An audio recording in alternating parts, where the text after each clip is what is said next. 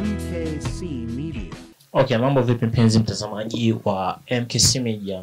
Bana, mimi ni Francis kama unavyokwenda kunijua, na leo tumeamua kumtembelea mzee wetu na tumekutana naye kwenye mazingira fulani amazing sana, ambao labda tunakuja tuzungumze naye machache kulingana na kazi yake ambayo anakwenda kuifanya. Na kama unavyokwenda kujua kwenye tasnia yetu, kuwaona wazee wanafanya masuala ya igizo imekuwa ni adimu sana, na ni swala ambalo labda linashangaza kwenye jamii yetu. Lakini bana, nimeamua kufanya surprise nije kwanza niongee naye ili tujue mambo gani ambayo labda amemshawishi mzee wetu kuingia kwenye tasnia hii. Bana mzee, habari ya saizi? Salama salama. Labda kwa wapenzi watazamaji wangetamani kujua unaitwa nani? Mimi kwa jina naitwa Mzee Locho. Na ndio jina langu halisia, lakini mara nyingi ninapokuwa kwenye michezo wanatumia hilo hilo. Ndio. Okay bana, mzee wetu tunatamani labda tujue, wewe tumekuona ukishiriki kwenye baadhi ya maigizo, na lakini pia hapa pia tumekuta location ambako labda upo unaandaa kwenye nyongezo ya igizo ya 3 ya Boloki. Bana, tunatamani tujue labda ni kitu gani ambacho labda kilikushawishi mpaka kuja kuingia kwenye masuala hapa, kwanza wasaidia vijana wetu kufanya kazi ya igizo hapa mazingira yetu ya nyumbani. Asante sana. Mimi kwanza niseme mimi ni mwana sanaa.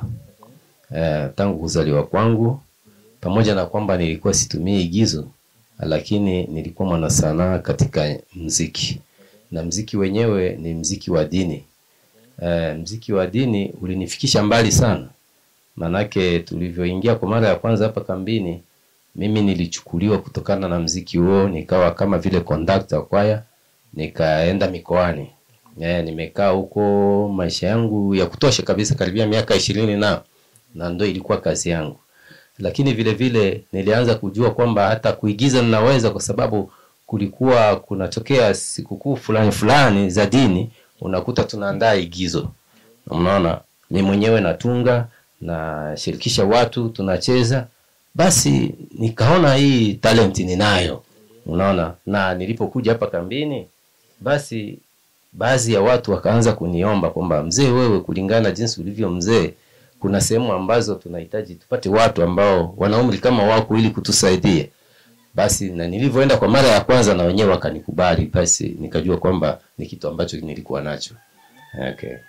Okay bana, labda baada ya kuanza kushirikishwa, labda ni nani ambaye alikujia hapa nyumbani na akakushirikisha, na labda movie ya kwanza kushiriki hapa nyumbani kwetu ilikuwa ni movie gani? Kwa kweli movie ya kwanza kushiriki mimi ilikuwa inaitwa Tatangwa Tele Chefalanga.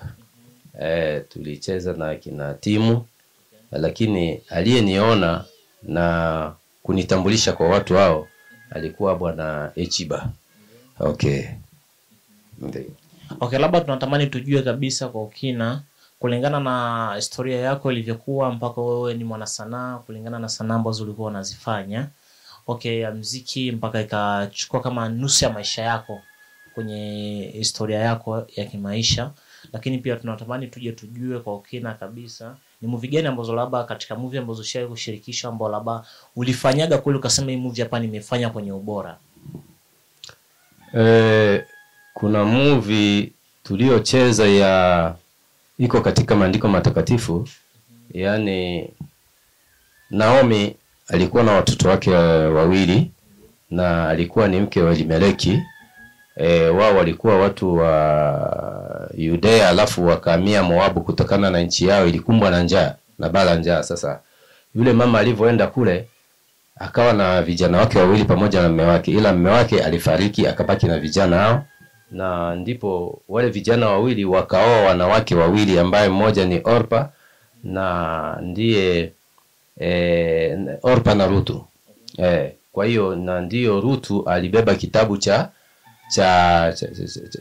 alikuwa mataifa wa kwanza kuandikwa kwenye kitabu cha Biblia. Kwa sababu vitabu vya Biblia vyote utakuta vimeandikwa wanaume na watu kutoka katika mji wa Uyahudi, lakini wale walikuwa mataifa walipata nafasi hiyo kutokana na kwamba yule mama mkwe wao ndiye aliyewaonyesha imani ile. Sasa ilifikia hatua waume zao nao wakafa, yani watoto wa yule mama. Basi walipokufa, yule mama Naomi aliwaambia wale wakweze kwamba mungeweza kurudi sasa kwenu na mimi niende zangu kwangu, kwa Mungu wangu na kwa watu wangu, na nyinyi mubaki kwenu. Unaona? Sasa yule Rutu ndio akasema maneno yake ya mwisho ilikuwa kwamba siwezi kukuacha wewe. Kokote utaendako nitakwenda, Mungu wako atakuwa Mungu wangu na watu wako watakuwa watu wangu. Na kwa kauli hiyo kweli aliambatana na yule mama, na alivyofika kule ndo akaenda kuwa mke wa Boazi.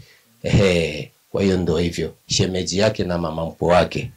Okay bana, pia nashukuru. Lakini pia moja kati ya movie ambayo labda unashirikishwa, hii ambayo labda umecheza ya Boloki, ni moja kati ya movie ambayo imeenda ime trend kwenye lugha ya vijana, ambao wanasema imeenda na watu wengi wametazama, mpaka pia mmepata shauku ya kufanya muendelezo wa sehemu ya 3. Lakini pia kuna baadhi ya kundi au baadhi ya movie ambazo labda watu wanafanya kwenye mazingira yetu haziendi sana. Utakuta watu wamegharamia vingi, lakini malipo kurudisha kwenye movie inakuwa ni ngumu sana.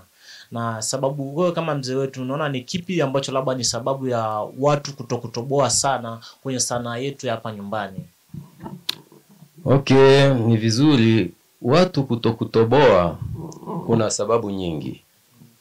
Kwanza unaweza ukakuta watu hawapendi kazi yenyewe. Unaona? Watu hawapendi kazi. Kwa sababu hawapendi kazi, wanachukulia nafasi hii kwamba vile kupoteza muda. Kuona kwamba mazingira tulionayo kukaa hivyo hivyo angalau basi. Alafu vile vile maslahi, wanaona kwamba sasa hapa tunaishi bure, hakuna chochote, angalau nikipata hiyo senti ngapi itanisaidia. Kwa hiyo hawako serious. Na hawajui kwamba kutokana na hiki wanachokifanya kinaweza kikawafikisha mbali kule ambako wao wanaweza wakaona hapa ndipo tunahitaji sisi. Bana, labda kwa wewe ambao labda ulikuwa hujui sababu mojawapo ya watu kutokutoboa, na hisi mzee wetu amekwenda kutuambia mambo mazuri sana. Lakini pia mzee, labda ungewapa neno moja kwa sababu ya watu ambao wanatarajia kuona picha movie ya Boloki hivi soon, na kitu gani cha kuambia na kitu gani labda wajiandae kulingana na location ambayo labda mliopo? Kwa kweli wategemee kupata vitu vizuri, kwa sababu humo mna mafundisho. Kwanza mna mafundisho na kuna vile vile burudani. Ina maana kwamba kile kilichoandaliwa ndani yake kinafanya mtu wakati mwingine, hata kama ulikuwa na huzuni, unapokuwa unaangalia picha hiyo inakuondoa zile stress. Lakini vile vile kuna mafundisho makubwa kutokana na picha hiyo. Kwa hiyo wajiandae tu na wawe tayari kupokea kitu hicho. Kwa wale wote watakapoisikia kwamba Boloki imetoka, kwa kweli waichangamkie kuipata kwa haraka. Labda shukrani sana kwa muda wako mzee wangu. Lakini pia kwa wewe ambaye labda ni mtazamaji wa MKC Media ambao umeanza kutufuatilia mwanzo mpaka mwisho, nikupe big up na uzidi kuwa na moyo kama huu. Na mwisho kabisa nikutakie kila laheri, tukutane wakati mwingine. MKC Media.